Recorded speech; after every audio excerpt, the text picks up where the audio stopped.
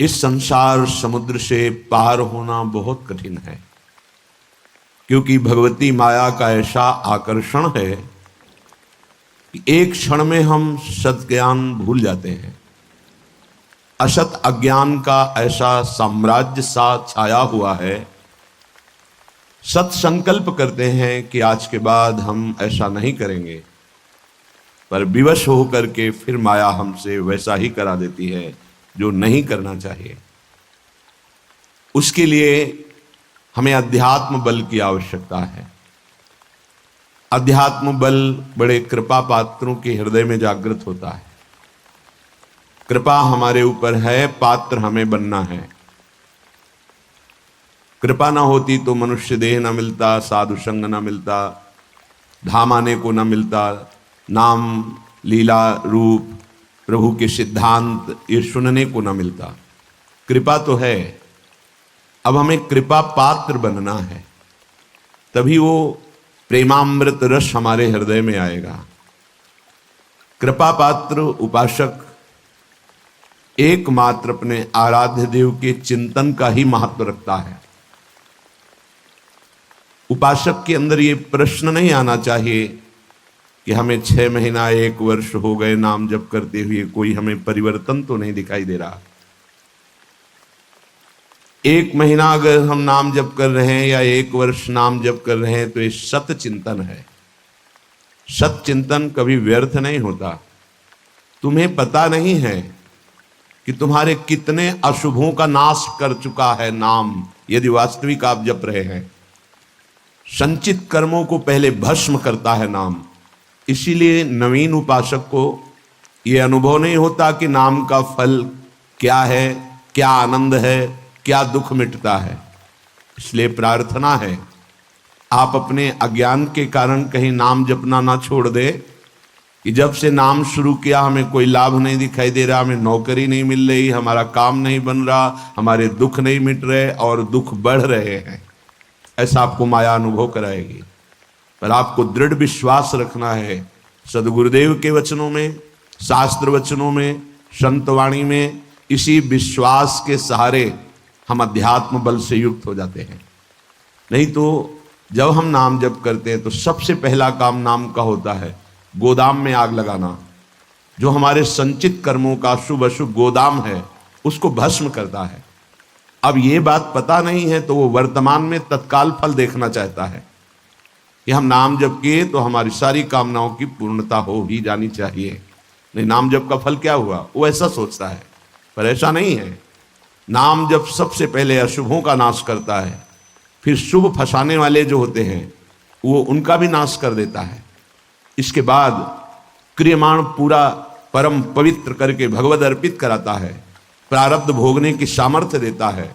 फिर आनंद का ऐसा उन्माद होता है, आनंद की ऐसी उत्तम अवस्था होती है जो वाणी से वर्णन नहीं की जा सकती। आप धैर्यवान बने, उत्साह पूर्वक नाम का जप, नाम का कीर्तन, नाम का चिंतन करें। परिणाम बहुत मंगलमय होगा। थोड़ा धीरज रखें, थोड़ा विश्वास करें। न एक एक नाम आपको उठा रहा है, अभी आपको समझ में नहीं आएगा। जब आपके पाप नष्ट हो जाएंगे, हृदय निर्मल होने लगेगा, तब आपको समझ में आएगा। मेरा मन प्रियाजू की कृपा से इस प्रेम रस में आविष्ट हो गया है। अब मेरे लिए वृंदावन से उत्तम कोई नहीं, क्योंकि वृंदावन ने मुझे प्रियाजू प्रदान किया, प्रियाजू के चरणों का प्रेम प्रदान किया, राधा नाम प्रदान किया। अब किसी की कोई मर्यादा नहीं। प्रेम की अपनी स्वयं की मर्यादा है कि वो किसी की मर्यादा नहीं रखता। प्रीति न काहू की कान विचार, ये प्रेम है। प्रीति की रीति रंगीलो ही जाने। अगर प्रेम का सही रूप कोई जानता है तो प्रभु श्री कृष्ण जानते हैं। इसलिए वो मर्यादा पुरुषोत्तम के रूप में जब अवतरित हुए तो एक एक मर्यादा का पालन।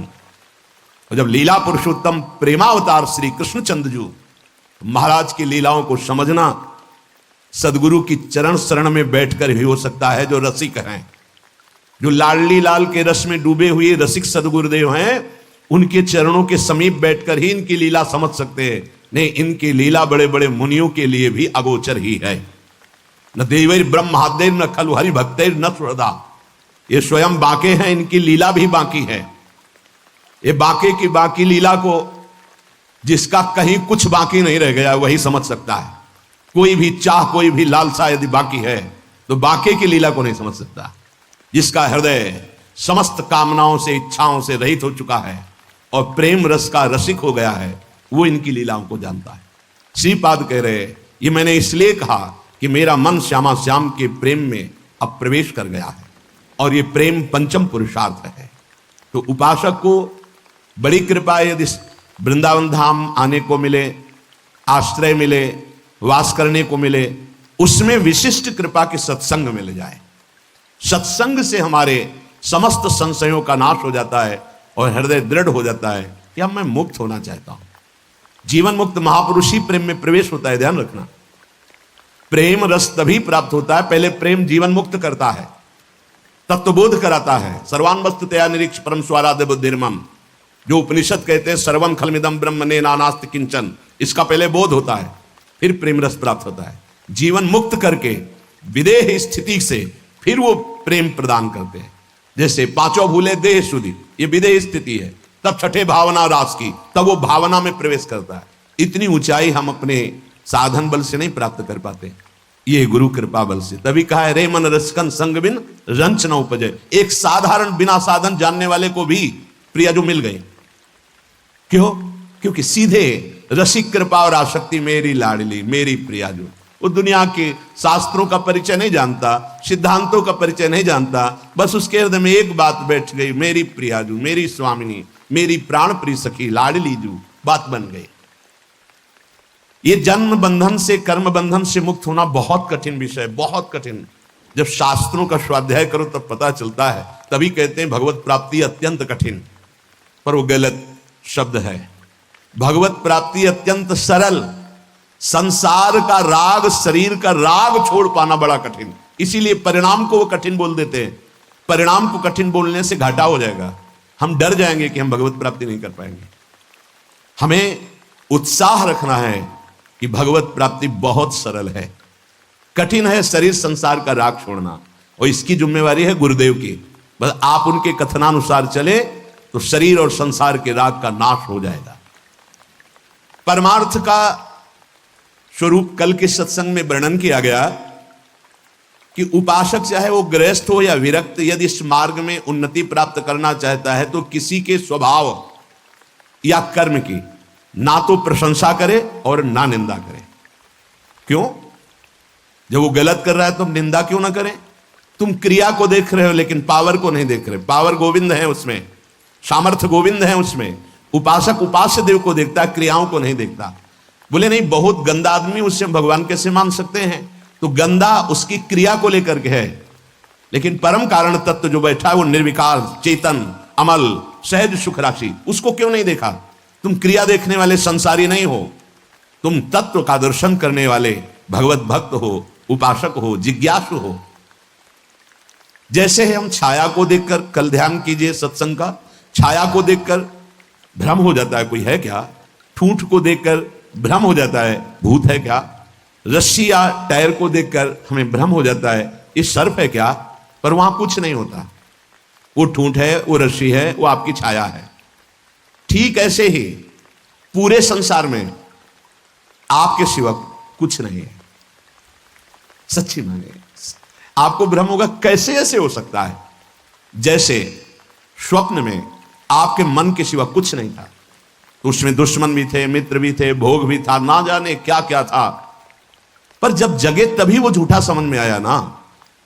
स्वप्न में तो आपको सब सत्य लग रहा था, ऐसे ही अज्ञान से युक्त होने के कारण आपको ये नानात्व तो सत्य लग रहा है। स्त्री पुरुष, अच्छा बुरा, नीच उत्तम मध्यम, ये आपको लग रहा है।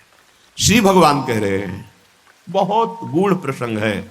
अगर आज का प्रसंग समझ लेंगे तो प्रियाजू के चरणों में लिपट जाएंगे कि मेरे बस की बात नहीं। ध्यान से सुनिएगा। आत्मैव तदिदं विश्वम सृज्यते सृजति प्रभु। बहुत सुंदर विषय। भगवान ने अपने आप से अपने आप का सृजन किया है, दूसरा कुछ नहीं। आत्मैव तदिदं विश्वम सृज्यते सृजति प्रभु त्रायते त्राति विश्वात्मा ह्रियते हरितीश्वर, उसने अपने आप से अपने आप को बनाया। त्रायते त्राति विश्वात्मा, ह्रियते हरितीश्वर, और अपने आप से अपने आप की रक्षा की, पालन किया। और फिर ह्रियते हरितीश्वर, फिर अपने आप से अपना संहार किया।